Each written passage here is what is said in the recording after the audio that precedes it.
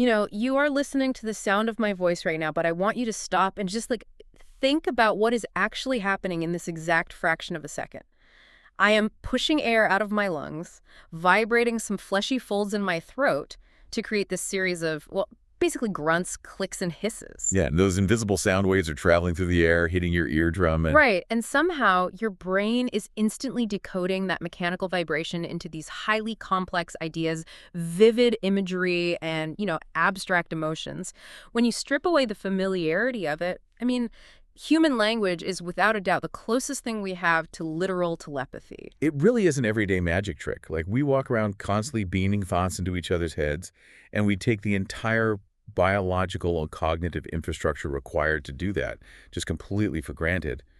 We really only notice it when we force ourselves to look under the hood. And looking under the hood is exactly what we are doing today. We're exploring the hidden architecture of human language. Like, how is our brain seemingly hardwired to acquire it so rapidly?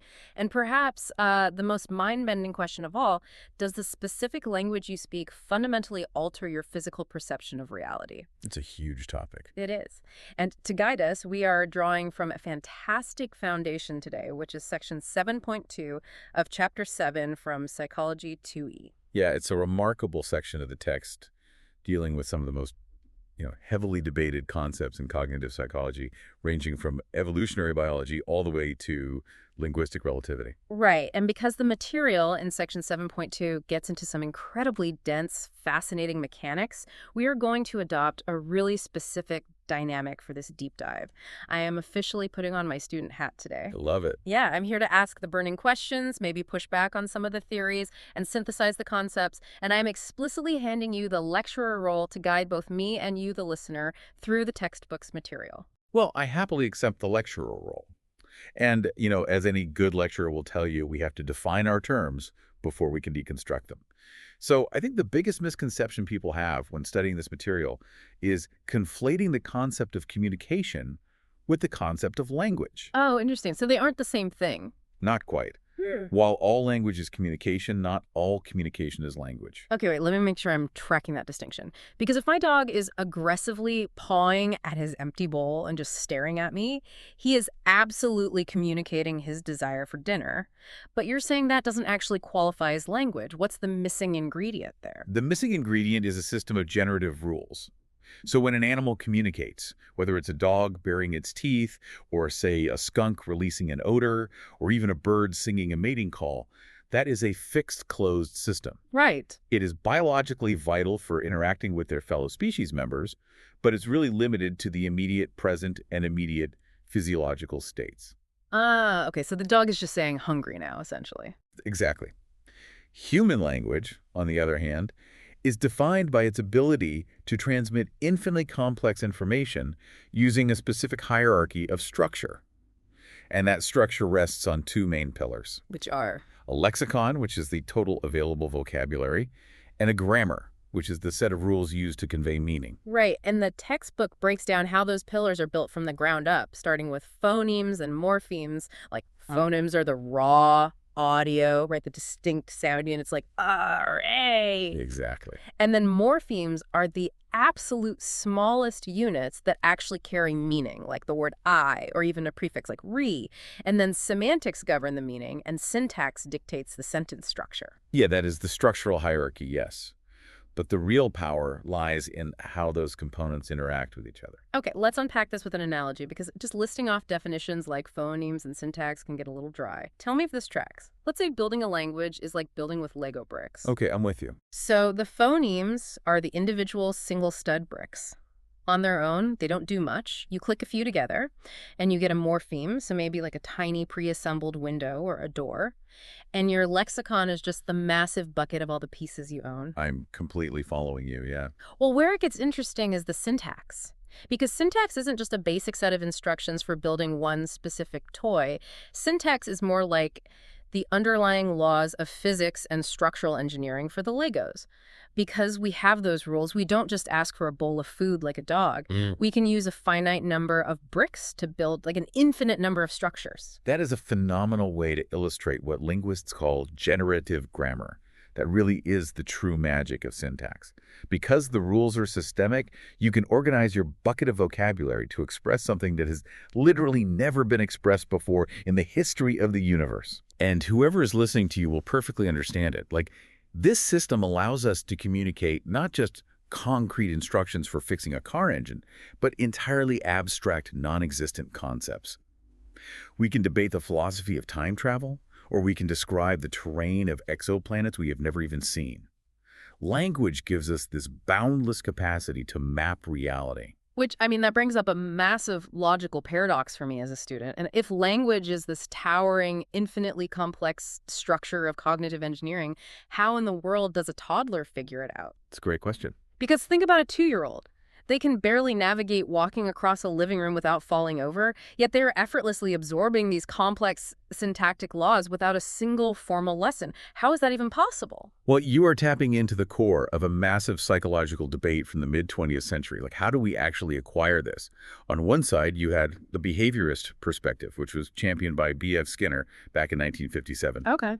Skinner posited that language is acquired entirely through operant conditioning and environmental reinforcement. So Skinner's view was essentially that babies are just blank slates, and language is this highly elaborate parlor trick we train them to do. Like a baby accidentally babbles mama, the mother lights up with joy, gives the baby attention, and the baby's brain registers, oh, that specific mouth noise dispenses affection, so I'll do it again. Yeah, that perfectly encapsulates the behaviorist model. It's all about trial, error, and reward. However, Noam Chomsky published a really devastating critique of Skinner's theory in 1965. What did Chomsky say? Well, Chomsky looked at the sheer mathematical complexity of syntax and realized that reinforcement alone could never explain the speed at which children acquire language. Furthermore, if you look cross-culturally, children from vastly different societies with completely different parenting styles, they all hit the exact same developmental language milestones at the exact same time. Oh, wow. So if it's not environmental training, what is Chomsky's mechanism? Chomsky proposed that the underlying mechanisms for language are biologically determined. We are born with a language acquisition device. So think of it as a piece of biological software that's just pre-installed in the human brain. We don't learn language the way we learn to play the piano. We grow language the way we grow teeth. That's fascinating, like growing teeth. Yeah. The environment just dictates whether you grow English, Mandarin, or Arabic, but the actual biological drive to organize phones and syntax is completely innate. Okay, I have to challenge that, though. How can we prove that syntax is a biological imperative and not just the result of a child listening to, thousands of hours of adult conversation? To prove it's a biological software, wouldn't you have to see what happens when someone is completely deprived of the environment and then tries to boot up the software later in life? This raises an important question, and honestly, that is the grim reality of how psychology tests these hypotheses. Section 7.2 highlights a deeply tragic case study from 1970 that provides the answer.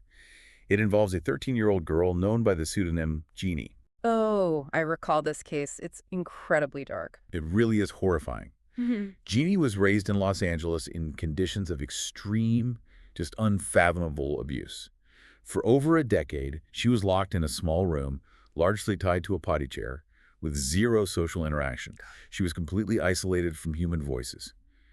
When authorities finally rescued her at age 13, she had no language skills whatsoever. She couldn't speak, she couldn't chew solid food, and she couldn't even stand properly. So she was a completely blank slate, but physically a teenager? Right, and her rehabilitation became this profound test of Chomsky's biological theory. Once she was placed in a safe, nurturing environment, her cognitive abilities began to rapidly expand.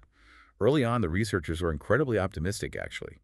Genie was rapidly amassing an impressive lexicon. She was just soaking up vocabularies at a remarkable pace. So she was filling up her bucket of Legos, to use the analogy. She learned the morphemes and the nouns. She did. But the real tragedy of Genie's cognition was that she never developed a mastery of the grammatical aspects of language. She never acquired syntax. Wait, really? So she couldn't make sentences? Exactly. She could point to a ball, or she could ask for water using single words. But she could not organize those words into structurally sound generative sentences. Because she missed the instruction manual. But why? Like, if she had the brain capacity to memorize hundreds of vocabulary words, why couldn't her brain memorize the rules of grammar? Well, this is where we see the biological mechanism at play. It perfectly illustrates what we call the critical period hypothesis. Our neurological proficiency for acquiring language is not a permanent state. It is a biological window that is wide open early in life and slowly shuts as we approach puberty. What is actually happening in the brain to close that window, though, like physically? It basically comes down to neuroplasticity and the metabolic cost of the brain. When you are a child, your brain is teeming with synaptic connections, essentially waiting to be wired for syntax. But the brain is a really energy-hungry organ. It operates on a strict use-it-or-lose-it principle. Oh, I see where this is going. Yeah, because Genie's brain was deprived of grammatical input during that critical window. Her brain assumed she didn't need those neural pathways, so it pruned them away to allocate energy elsewhere. The actual physical infrastructure required to process syntax was literally dismantled. So her biological capacity to acquire those grammatical rules permanently closed. That is a staggering realization. The brain physically alters its own architecture based on early exposure. So for you listening right now, that means your brain physically locked into the grammar you're using to understand my words in this exact moment. Exactly. Well, if that's what happens when the critical window is missed, I want to map out the normal developmental timeline. According to the textbook, when does this biological software actually boot up for a typical person? The booting sequence actually begins before you even enter the world. Research demonstrates that newborns already exhibit a preference for their mother's voice. They can even discriminate between the language spoken by their mother and foreign languages. Wait, they are processing linguistic data while still in the womb? They are. They're absorbing the prosody, which is the rhythmic patterns, the rising and falling pitches of their mother's native tongue, and upon birth, they are hyper-attuned to human communication. For instance, babies will stare significantly longer at a video where a person's mouth movements perfectly sync with the spoken audio compared to a video where the audio is delayed. That's crazy. So the infant brain is already desperately trying to map the mechanical vibration of sound onto the physical geometry of a human mouth. Beautifully stated. Now, think back to phonemes, those basic sound units we talked about. In the first few months of life, babies are what we call universal listeners. Universal listeners? Yeah, they can neurologically distinguish between the phones of every single human language on Earth. They can hear phonetic differences that you and I are literally deaf to. But by the time they reach 1 year of age, that synaptic tuning we discussed earlier kicks in. The brain doesn't audit. It doesn't audit, yeah. If a baby in Tokyo is never exposed to the distinct R and L phones used in English, the Japanese infant's brain decides those distinct pathways are metabolically useless. The brain prunes the connection. They lose the ability to differentiate those specific sounds because their environment doesn't require it. The brain specializes to become ruthlessly efficient at its native tongue. Wow. And then after that pruning process, they enter the babbling stage, right? The ba-ba-ba and ma-ma-ma. As a student of this, I always assumed that was just the child practicing using their vocal cords, just firing up the muscular machinery. It is partly motor practice, sure, but the textbook reveals a detail that fundamentally changes how we view babbling. Babies raised in deaf families, where American Sign Language is the primary mode of communication, will actually babble using manual gestures. Wait, what? Yeah, they produce repetitive, rhythmic hand movements that correspond to the phonetic structure of sign language at the exact same developmental age that vocal babies begin babbling syllables. Oh, wow. That completely shatters the idea that language is just a vocal phenomenon. The brain's biological imperative to output language is so strong that if the vocal cords aren't the primary vehicle, the brain just reroutes the software to the hands. It is a modality-independent cognitive drive. It is stunning evidence for Chomsky's theories, really. And then from babbling, children move into the one-word stage around 12 to 18 months. They possess a lexicon of familiar nouns, but a single word carries the weight of a full sentence. Right. Like uttering cookie might mean, I am identifying a cookie, or it might mean, I demand you give me that cookie immediately. Which brings us to my absolute favorite concept in section 7.2. Because as they transition from single words to simple sentences, their vocabulary explodes, and they start doing something called overgeneralization. Yes. Here's where it gets really interesting. For anyone listening who has kids or nieces and nephews, you hear this all the time. A toddler will point and say, look at those 2 gooses, or I saw 3 mouses. As adults, we usually just chuckle and correct them because it's an adorable mistake. It is a mistake in vocabulary, but it is a massive triumph in cognitive processing. Exactly. That is the brilliant irony. When a toddler says gooses, they are actively proving that they are not just acting as Skinner's parrots, just mimicking what they hear. No adult walks around saying gooses. The child has independently derived the invisible mathematical rule of syntax. They realized, oh, to make a noun plural, I append an S sound to the end, and they have executed that algorithm perfectly. Right, the child deduced the structural engineering of the language. They simply lack the experience to know that English is full of messy, arbitrary exceptions. Overgeneralization is the ultimate proof that the child is operating a complex internal grammar engine. Okay, so we've tracked the timeline. We've established that we are born with the biological imperative to build this Lego house, and our brain physically prunes itself to lock in the specific rules of our native tongue. But this leads me to the ultimate philosophical question of this lecture. Let's hear it. Once that specific instruction manual is locked into our neural pathways, does it trap us? Does the specific language you speak actually dictate the reality you are capable of perceiving? Ooh, you are stepping into the realm of linguistic relativity here. Specifically, the Sapir-Whorf hypothesis, which was proposed in the 1940s. Edward Sapir and Benjamin Lee Whorf argued for a concept known as linguistic determinism. Determinism implies a hard boundary, meaning language entirely dictates thought. That was their argument. If your language does not have a word for a concept, you are cognitively incapable of fully conceptualizing it. The textbook uses a beautiful historical example for this, which is the Portuguese word saudade. Saudade, what does that mean? Well, during the 15th century, Portuguese sailors embarked on these massive exploratory voyages. The families they left behind developed this word, saudade, to describe a highly specific, complex emotional matrix. It is a blend of profound emptiness, nostalgia, fond yearning, and hopeful warmth for someone who is absent. Wow, it's an entire emotional landscape compressed into a single phonetic package. And the argument is that because the English language lacks a direct single-word translation for saudade, an English speaker is cognitively blind to that specific emotion. Under strict linguistic determinism, yes.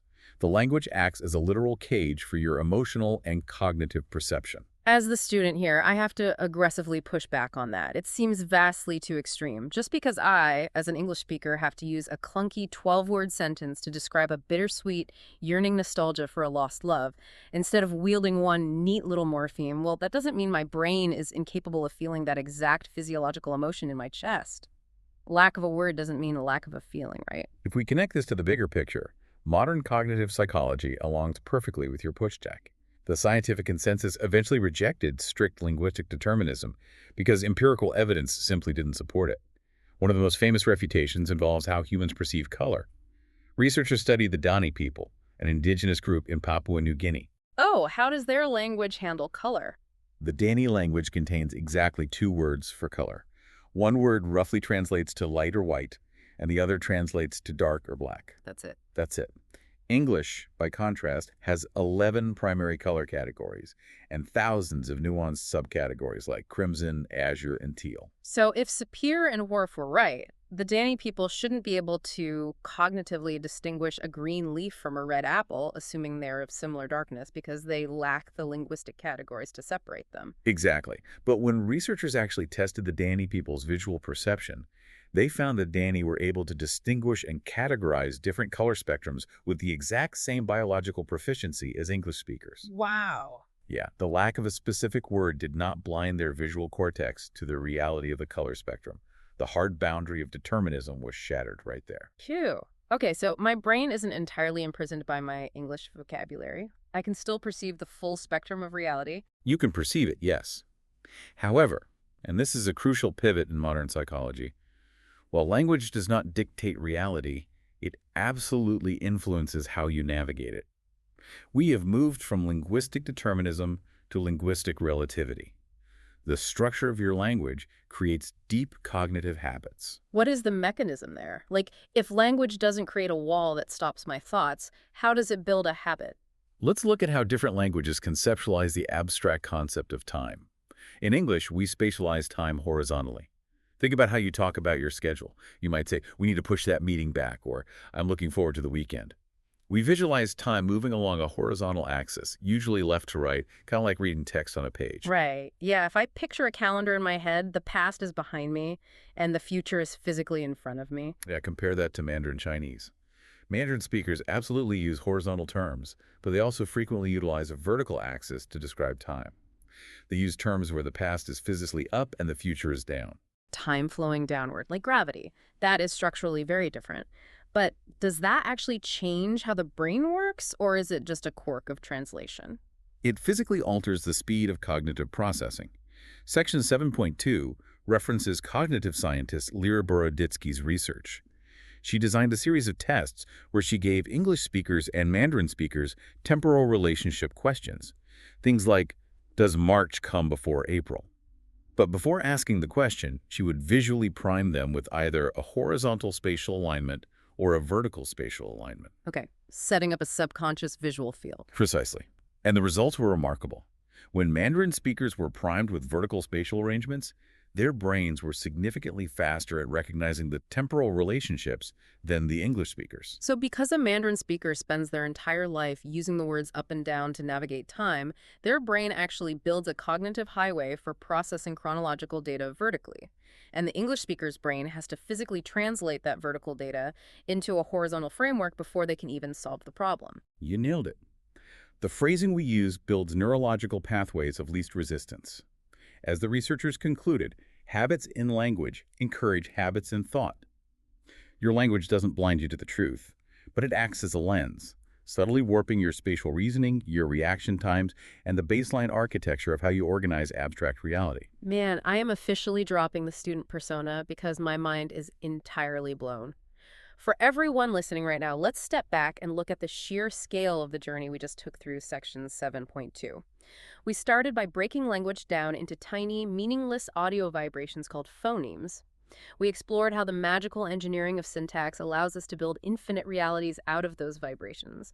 We learned that your brain is a metabolically ruthless machine that physically pruned away its own neural pathways when you were a baby just to lock in your native grammar. And finally, we discovered that while your language doesn't trap you in a cage, it absolutely paves the cognitive highways of your mind, physically shifting how fast you process time based on whether your words flow horizontally or vertically. It really highlights the ultimate paradox of human cognition. We invented language as a tool to describe the world, but over time, the tool rewrites the user. Which leaves me with one final, intensely provocative thought for you to mull over as you go about your day. We just established that the habits of a single language encourage specific spatial realities in the brain, like a horizontal timeline versus a vertical one. So what exactly is happening inside the brain of someone who is perfectly bilingual from birth? If a person fluently speaks both English and Mandarin, does their brain house two completely different spatial realities? Does their physical perception of time and space warp and snap back and forth depending on which linguistic operating system they happen to be thinking in at that exact second? That is a staggering implication, and exploring how a bilingual brain negotiates two competing realities is absolutely worthy of its own dedicated lecture. Well, thank you for taking the podium today and guiding us through the invisible architecture of our words. To you, our listener, thank you for joining us on this exploration. Keep listening, keep exploring, and most importantly, keep questioning the systems that shape your reality. We will catch you on the next deep dive.